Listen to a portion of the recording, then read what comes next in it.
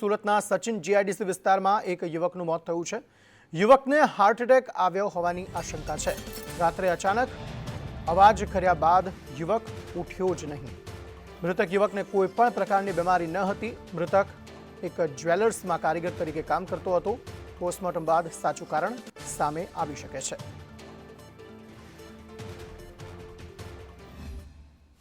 સુરત શહેરમાં નાની વયે હાર્ટ એટેક આવવાના કિસ્સાઓ છે તે યથાવત છે। વધુ એકવાર સુરતના સચિન જીઆઈડીસી વિસ્તારમાં 32 વર્ષના યુવકને હાર્ટ એટેક આવ્યો છે। પરિવારના સભ્ય છે તેમની સાથે વાત કરીશું। क्या हुआ था उनके साथ?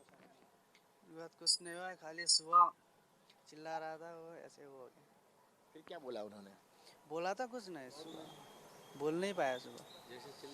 बिल्कुल, क्या हुआ था उनको? उनको ऐसा अचानक मैं ऐसा चिल्लाट आने के बाद फिर बिस्तर में गिरे तो मतलब एकदम गिरे ही रह गए वो। હાલ તો તમામ મામલે જે કહેવાય કે સુરતના જે સિવિલ હોસ્પિટલમાં આ જે યુવક છે તેના મૃતદેહને પીએમ માટે ખસેડવાયો છે અને મોતનું સાચું કારણ જાણવાની તજવીજ હાથ ધરવામાં આવી રહી છે। કેમેરા પર્સન ભૂષણ ચૌધરી સાથે મનીષ પરમાર, સંદેશ ન્યૂઝ, સુરત।